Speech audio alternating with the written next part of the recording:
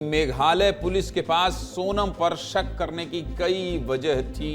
कौन कौन सी वजह के चलते सोनम पर शक गहराया, चलिए आपको यह भी बता देता हूं विस्तार से। देखिए सोनम पर सबसे पहला शक तो उस फोन कॉल से ही गया जो उसने 23 मई को आखिरी बार अपनी सास यानी कि राजा की मां से की। सोनम ने उस फोन कॉल में अपनी सासू मां से कहा था कि आज मेरा उपवास है और मैंने कुछ भी नहीं खाया है। जबकि मेघालय पुलिस जब जांच करते हुए इस होटल में पहुंची जहां ये लोग रुके थे, तो होटल वाले ने पुलिस को बताया था कि सोनम ने होटल में खाना खाया था, यानी कि पहला झूठ उपवास का।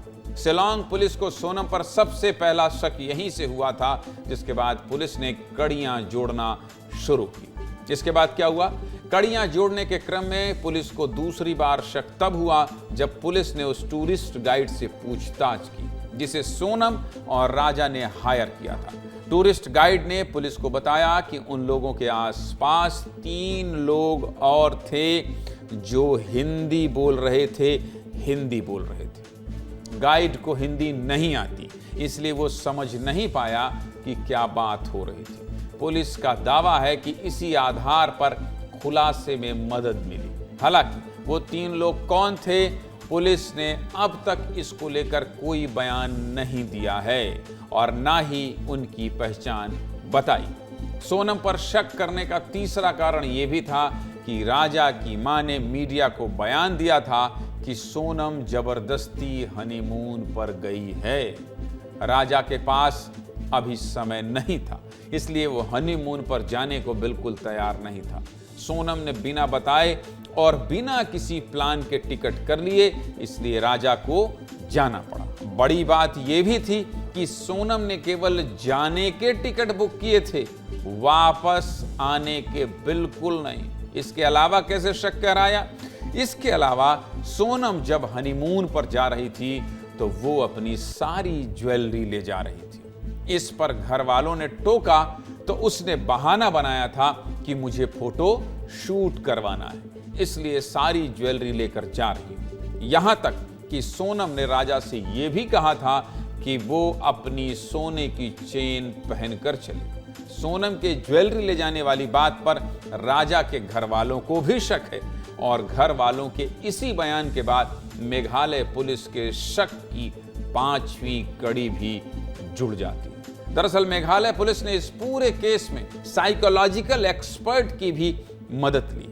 पुलिस ने साइकोलॉजिकल असेसमेंट कराया तो इस बात पर ध्यान गया कि सोनम और राजा ने अपनी एक भी फोटो सोशल मीडिया पर पोस्ट नहीं की। अमूमन होता क्या है, जब आप हनीमून पर जाते हैं, कहीं टूरिस्ट प्लेस पर जाते हैं, घूमने जाते हैं, तो क्या होता है?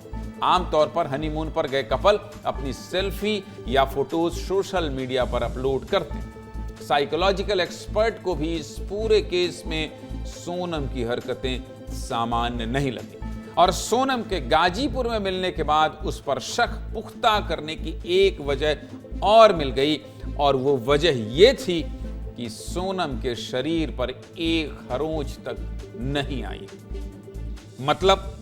मतलब सोनम पूरी तरह से सुरक्षित थी।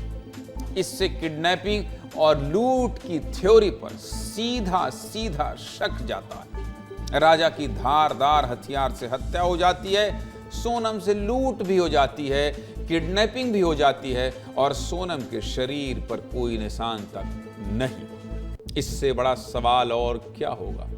इस सब के अलावा राजा की पोस्टमार्टम रिपोर्ट और पुलिस के बरामद किए हथियार ने बहुत कुछ साफ कर दिया था। कैसे?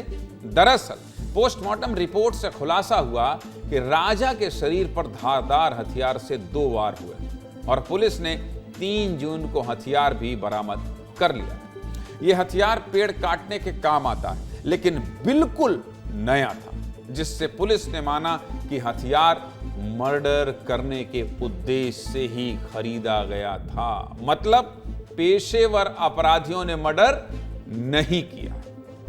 सोनम कैसे अपने ही बनाए प्लान में फंसती चली गई, आप अब तक समझ गए होंगे। अपराधी कितना भी शातिर क्यों ना हो, कभी बच नहीं सकता। राजा के भाई ने तो यहां तक शक जताया कि इतना बड़ा प्लान सोनम 4 लड़कों के साथ मिलकर नहीं बना सकती। जरूर कुछ और लोग भी इस पूरे प्लानिंग में शामिल होंगे। सोनम को गाजीपुर में किसने छोड़ा, इसकी भी जांच होनी चाहिए। क्या कह रहे हैं राजा के भाई, सुनिए।